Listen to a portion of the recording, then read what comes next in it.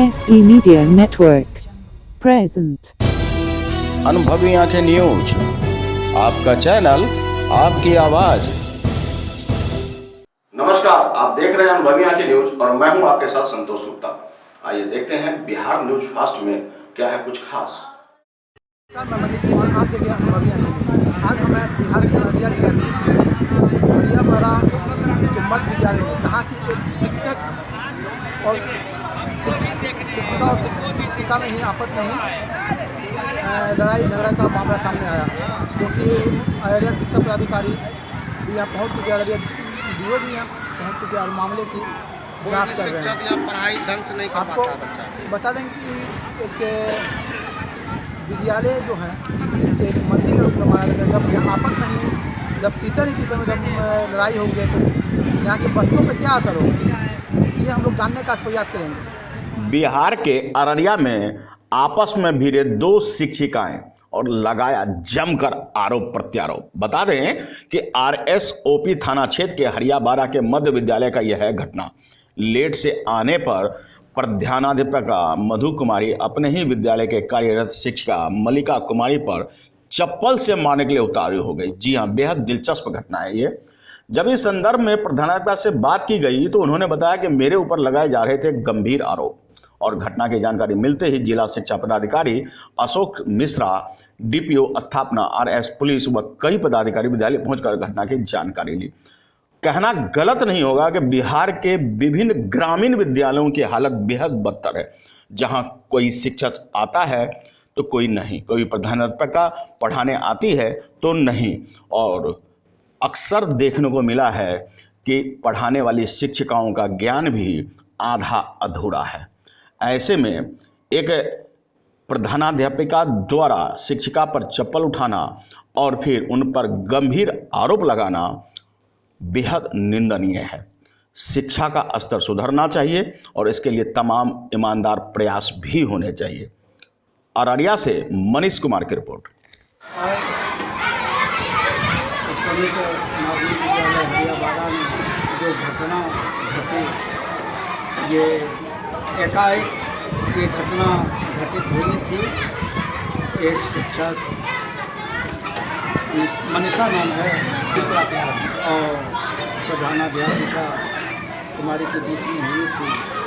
दोनों के बीच में आपस में दोनों के बीच में जो आदान प्रदान विचार का हुआ, दोनों में उनको दोनों की भावना को नहीं समझ पाने के कारण दोनों के बीच में कहासुनी हो गई। दोनों एक दूसरे के प्रति काम कर लिए, लेकिन फिर भी दोनों सांस्कृतिक पदाधिकारियों को, हम सभी पदाधिकारियों को सूचना दी गई और हम सबको जिला कार्यक्रम पदाधिकारी, स्थापना जिला कार्यक्रम पदाधिकारी भी यहाँ और प्रशासनिक थाना से भी यहाँ पर पहुँच गए थे। तो लोगों के द्वारा जानकारी मिली क्या? आते एक महीने पूर्व भी आई थी घटना हुई थी यही विद्यालय में।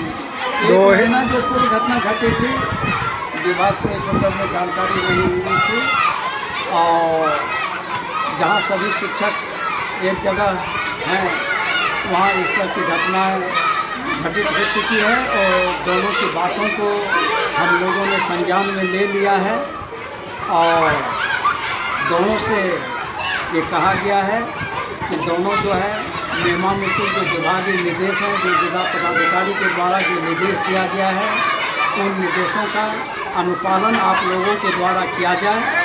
और दिन की तरह आज भी 9 बजे अपने विद्यालय पहुंची। विद्यालय पहुंचने के बाद DM साहब का जो है एक आगंतुक पंजी का निर्धारण किया गया था और उसका लेटर भी भेजा गया। तो जिस लेटर में कि दिया हुआ है जो कि कैसे क्या करना है, तब लेटर के बाद जो है वो EB दिए, लेकिन इस तरह से नहीं करके हम लोग से जबरन होती है जो इस पर साइन करो। तो हम बोले ठीक है, ये जो है आगंतुक पंजी, इसमें जो भी बाहरी आएगा उसके लिए भी है और मेरे लिए भी है, तो आप आगंतुक लोगों से भी साइन इसमें करवाए। तो उस पर वो हमसे बहस करने लगी और हमको बोली तुम निकलो यहाँ ऑफिस से। हाथापाई भी की आपके साथ? हाँ, चप्पल उठाई मेरे ऊपर मारने के लिए। तब तक जब चप्पल उठाए उस बीच में सभी शिक्षिका वहाँ पहुँची और उसको भी पकड़ लिया गया और हम कुछ नहीं बोले, वो सिर्फ हमको चप्पल उठा करके मारने की और बोली निकलो यहाँ से, ऑफिस से निकलो। नाम बताइएगा मैम? मल्लिका कुमारी। सरासर बेबुनियाद है। हमारे बच्चे इसके गवाह हैं और जो शिक्षिका क्लासरूम में वहाँ ऑफिस में बैठी हुई थी उसका गवाह वो भी है। कहने के लिए बहुत कुछ कहेंगे। इससे 10 साल पहले स्कूल की स्थिति बहुत दयनीय थी। आनंद फानन में विभाग ने हमको कहा आप जब तक कोई एचएम नहीं जाते हैं आप इस दायित्व को निभाइए। मैं सीआरसीसी भी हूँ। उसके अलावा एचएम को प्रभार लेकर के 11 विद्यालय के साथ साथ इस एचएम की जवाबदारी को अच्छे से निभाएंगे। ये 3 महीना में जो हमने वर्क किया है ये हमारे स्कूल बताएंगे, हमारे बच्चे बताएंगे। ये हमसे पूछने से बेहतर कुछ लोगों के द्वारा जानकारी मिली थी कि इसके पूर्व भी आपके द्वारा एक कोई चीज़ तो उनके ऊपर भी हाथापाई हुआ था। जिन्हें इससे पूर्व एक मनीता रंजन है, हाँ, जिन्होंने मनमानी तरीके से शुरू से नौकरी की है। आज भी वो करना चाह रही थी जो हम अपने रीजन में बोले नहीं चलेगा और उसको बिना कहे हमसे वो विद्यालय से बाहर चली गई। टाइम से पहले वो घर चली गई तो उसका हमने टाइम भर दिया तो दूसरे दिन आकर के वो उल्टे गाली गलौज की। तो बस उसके लिए हमने विभाग को भी नहीं कहा, आपस में तालमेल करके बात खत्म करने का प्रयास किया।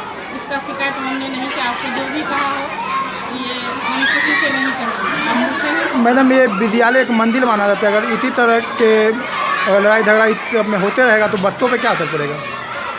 देखिए लड़ाई झगड़ा का कारण है जो अभी टाइम टेबल मेंटेन करना पड़ता है। कोई दूर से आती है उसकी परिस्थिति जो भी नहीं हो, लेकिन सरकार के द्वारा जो टाइम निर्धारित की गई है हम उसको फॉलो करते हैं। हमारे बच्चे का समय से क्लास है कि हमारे बच्चे को समय से पढ़ाई मिले, समय से उसका मध्याह्न भोजन का खाना मिले। वो जब हम टाइम से आएंगे या हमारे टीचर टाइम से आएंगे तभी ये चीज़ संभव है, जो कभी ये लोग नहीं किए, जो आज करना पड़ रहा है। जिसकी वजह से ये आपसी मतलब क्या कहा जाए गुटबाजी वो लोग का कि हम लोग को इस तरह से करने पर मतलब 2-4 मिलकर करेंगे तो हावी हो जाएंगे तो फिर वैसा हो सकता है। नाम बताइएगा मैम। वो सुन करके हम लोग दौड़ करके आए तो यहाँ आए तो यहाँ देखते हैं कि खरिया मामला बाहर का आदमी बुला लिया। स्कूल हमारी, जमीन हमारा, सब कुछ हमारा। बाहर का आदमी आने वाला कौन होता है? बाहर का आदमी कौन मंगाया था? वो प्रियंका या कोई नाम है, हाँ, वो बाहर का आदमी है। वो धमकी दे करके भाग गया लड़का सब। हाँ, और उसके बाद हम लोग आए। वो बात असल ये है यहाँ, हाँ, कि मधु मैडम जब से आई है स्कूल को सुधारा है। उसके बाद वो जो टाइम पर ये कहती है कि टाइम पर सब शिक्षक आए और टाइम से पढ़ाए, इसमें सब उसके पीछे लगा है।